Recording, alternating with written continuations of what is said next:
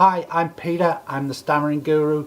You're watching this video because you want to help your stutter. You're looking for tricks, you're looking for techniques, you're looking for ways to stop stuttering because it's doing your head in. Here we go. Do you want to know what the best thing to do is? Stop trying so hard.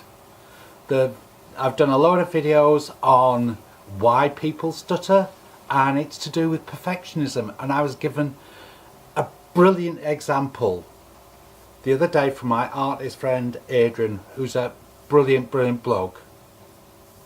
I'm a perfectionist. If I had been dysfluent as a child, because of my personality and because of my dad's personality, I would now have a permanent stutter or stammer. But because I didn't start with developmental dysfluency, because I was one of the 95%, I don't have a stammer now, which doesn't prove, but is a big factor, because the only way that a dysfluency turns to a stutter or a stammer is through personality. Now, I'm a perfectionist, and this knacks my mouth, does my mental health in, it does anything in. Every single person I have ever met who has stuttered or stammered is a perfectionist about their speech. If you can stop the perfectionism about your speech, you will stop stuttering, because you're wanting perfect speech. And the example Adrian gave me is I once spent an hour and 10 minutes trying to draw one picture, and I would draw it once and then I would rub it all out because it wasn't perfect. So the second time, and the example Adrian used is a circle.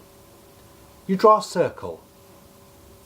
Now what I would do is, if that circle wasn't perfect, I would rub it all out and start again. And then I'd try again, and it still wouldn't be perfect. So I would rub it out. I would get a little bit more agitated, a little bit more annoyed, so there would be less chance of the circle being perfect, because my body would start to tense up. So I'd rub the circle out.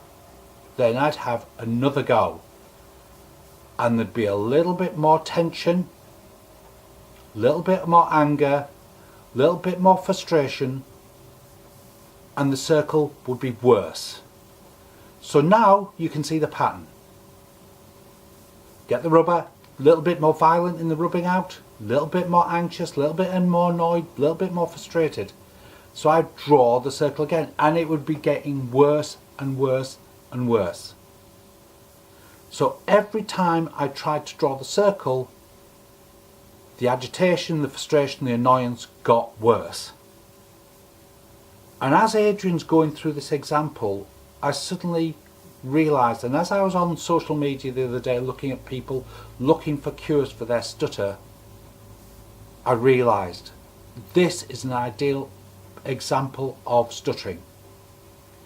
So I will guarantee, I wouldn't bet on it because I'm not a gambling man, but you as a child went to talk, stumbled a little bit.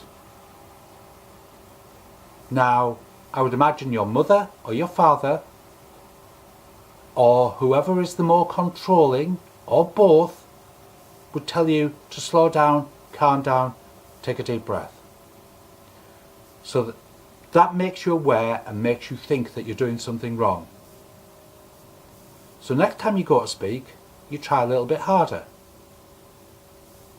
but you continue to be dysfluent. So you get told to slow down again. And so your anger gets more, your frustration gets more.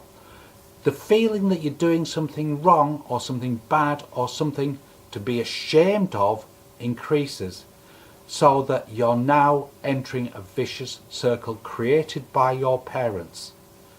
And Adrian's example is perfect because it was a circle. every time you speak and it is not perfect,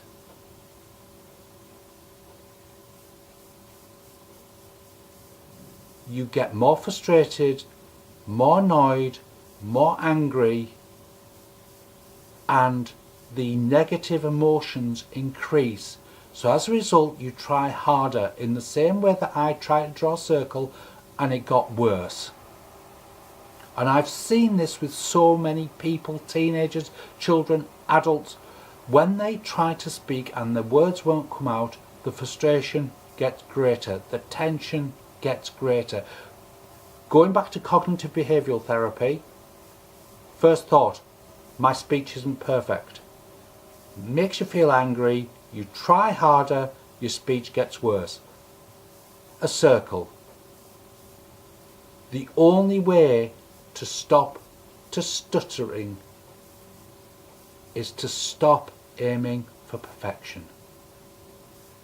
And one of the best things, one of the greatest concepts is the Japanese concept of wabi-sabi, which is noticing beauty in the imperfection.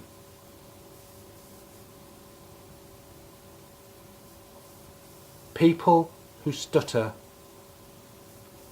are aiming for perfect speech, which is just takes me back to when I worked probably about 10-11 years ago, and I was working with a teenager, and I said to him, out of 100, how good does your speech have to be before I stop having to help you? And he said 100. And I went, okay, let's bring it back a bit. Let's aim, what can we aim for now? Because I don't have speech that's 100. There is nobody in the world whose speech is perfect. Nobody. But the more you aim for it, the more your circle will be skewed, the worse your speech will get. Thank you very much for watching. Please subscribe. Please keep watching. I'm going to make a film called James and the Giant Speech about a young man who stutters or stammers. I'm going to get it made. And it's going to get rid of a lot of old wives' tale. Zzz. Thank you very much. See, there was a speech imperfection. Oh God, no. I understand why you want perfect speech. And it's probably your parents' fault, and their parents' fault, and society's fault, and whoever has made you feel that you have to have perfect speech. Read transactional analysis, read psychodynamic therapy, and use cognitive behavioural therapy to think about why you need perfect speech. Thank you very much. Good night.